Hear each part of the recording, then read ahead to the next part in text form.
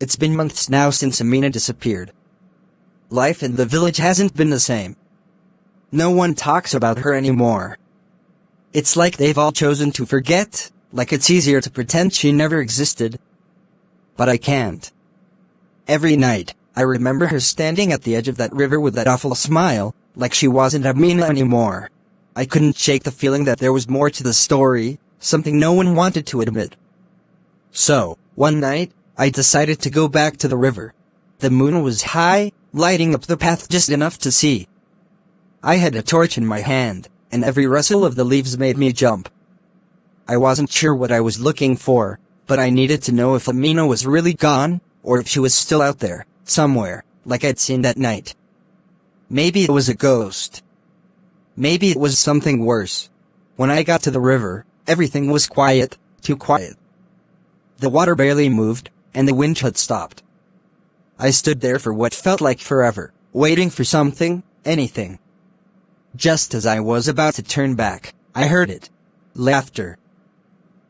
Soft, but unmistakable. It was Amina's laugh, but twisted, broken. I turned around, shining my torch at the trees, but I saw nothing. The laughter grew louder, surrounding me, coming from everywhere. My heart pounded, and I felt cold all over. I knew I should leave, but I couldn't move. Then, from the corner of my eye, I saw her. Amina, standing by the water, just like before. She was wearing the same mud-covered clothes, her hair tangled, her eyes wide. She was smiling again, that horrible, wide grin that didn't belong on her face. "Amina?" I whispered, my voice shaking. She didn't say anything. She just stared at me, her smile growing wider. And then she spoke, but her voice didn't sound right. It was layered, like there was someone else speaking through her. "I waited," she said. "And now, I'm not alone." I couldn't understand what she meant until I saw something rise from the water.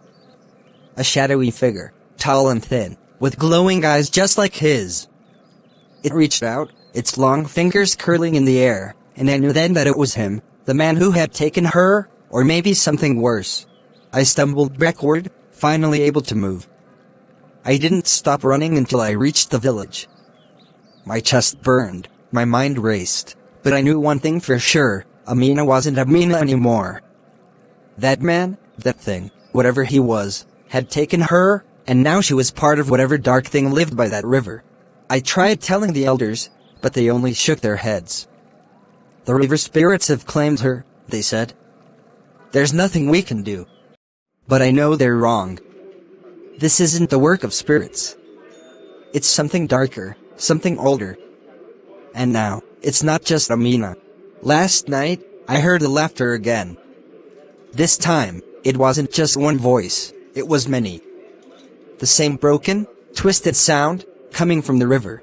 And I know it's only a matter of time before they come for someone else.